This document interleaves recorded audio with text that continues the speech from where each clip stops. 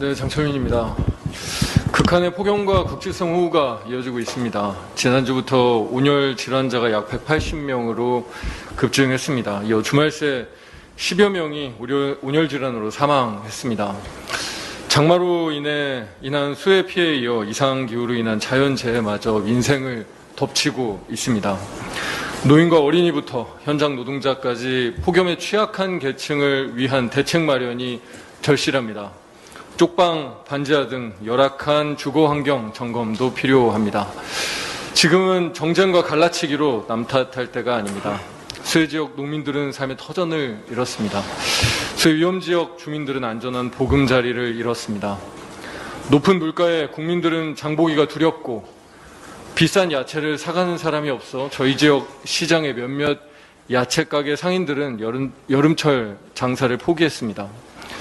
국민들의 삶 그 자체가 위협받고 있는데 정치는 너무나 한가하고 이상합니다. 민생 체험단과 당 전체가 국민 삶 곁으로 가야 합니다. 현장의 목소리를 듣고 그 고통과 함께 해야 합니다. 정치 갈등을 비워내고 그 자리를 민생으로 채워야 합니다. 8월 워크숍을 통해 머리를 맞대 대책을 마련하고 다가오는 9월 정기회에서 폭염과 수해 피해에 대한 폭넓은 지원책들을 반드시 만들어가야 할 것입니다. 서울 양평 고속도로에 대해서 한 말씀 더 올리겠습니다. 이 원희룡 장관의 국회 무시와 국민 우롱이 도를 넘고 있습니다.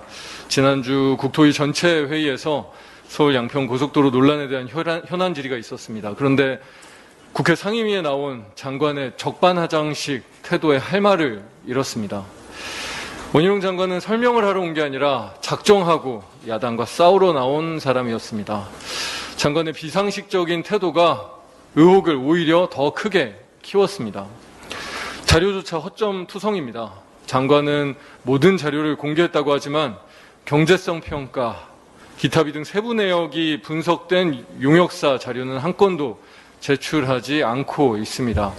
국토부는 용역사가 노선 변경을 포함한 주요 의사결정을 다 했다고 하지만 그 어떤 자료로도 증명되고 있지 않습니다. 취사 선택적으로 국토부에 유리한 자료만 공개하고 있기 때문입니다. 서울 양평 고속도로 논란의 본질은 정확한 진상규명과 백지화를 선언한 원희룡 장관의 반성입니다. 쏟아내는 막무가내식 궤변으로 본질을 호도하고 엉뚱한 곳에서 답을 찾는 보여주시기 시오만으로 진실을 가릴 수는 없습니다. 국토부와 원희룡 장관의 무책임한 태도는 대통령 처가 특혜 의혹 진상규명과 사업 정상화, 국정조사만이 유일한 해법이라는 확신만 들 뿐입니다. 이렇게 어물쩍 넘어갈 일이 아닙니다. 정부 여당은 이제 결단하십시오. 의혹 제기에 정말로 떳떳하다면 국정조사를 통해 행정 절차 과정과 세부 자료를 모두 공개해 진실이 무엇인지 철저히 규명해야 할 것입니다. 이상입니다.